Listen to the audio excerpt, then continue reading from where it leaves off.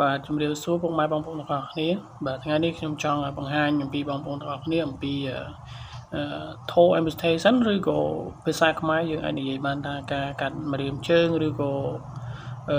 ការបាត់បង់អวัยวៈរបស់យើងនៅផ្នែកនៃ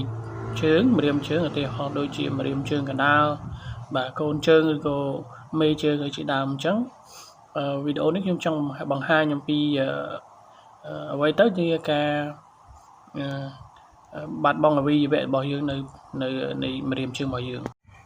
បាទអញ្ចឹងការកាត់ម្រាមជើងចេញគឺជានីតិវិធីវាកាត់ដើម្បីដកម្រាមជើងមួយឬច្រើន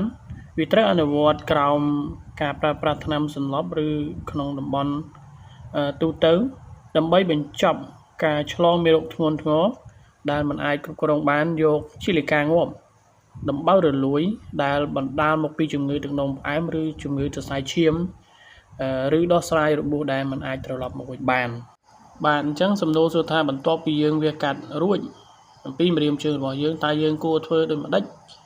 ដើម្បីធ្វើបាទចំណុចទី1យើងគួរតែវិភាសាជាមួយនឹងលោកគ្រូពេទ្យបាទដើម្បីស្វែងរកអ្នកជំនាញបាទពាក់ព័ន្ធជាមួយនឹង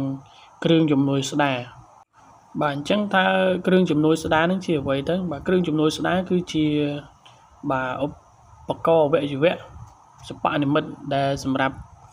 ឲ្យបងប្អូនមានលំនឹងនឹងកាយឈរឡើងវិញបាទដោយមានភាពឯករាជ្យបាទនិងមានភាពជឿជាក់ឡើងជាងមុនបាទជាមួយគ្នានោះផងដែរនឹងមានអ្នកជំនាញ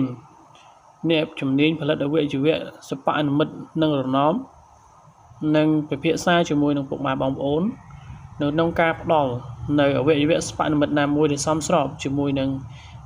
ជំងឺផ្ទាល់របស់បងប្អូនទាំងអស់គ្នា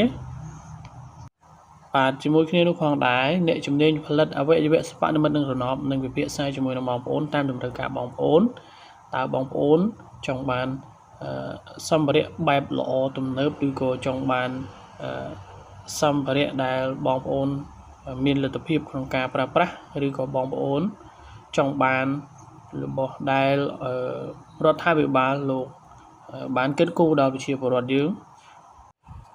នៅក្នុងចំណោមដំណោះស្រាយទាំងអស់រួមមានយើងអាចកម្មង់ជាប្រភេទស៊ីលីកូនពីក្រៅប្រទេសបាទបញ្ជាក់បងប្អូននេះយើងត្រូវតែចំណាយលុយដើម្បីទៅទិញដូចសារនៅក្នុងតំបន់របស់យើងពុំទាន់មាន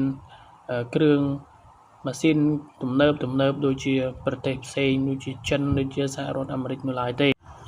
បាទនៅពេលនោះ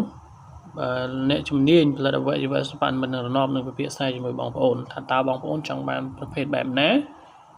និងចង់បានតម្រូវការបែបណាជាចុងក្រោយក៏សូមអរគុណសូមជម្រាបលាបើបងប្អូនមានចម្ងល់អាចឆាតនឹងតាក់ទងសួរព័ត៌មានបន្ថែមទៀតបានសូមអរគុណ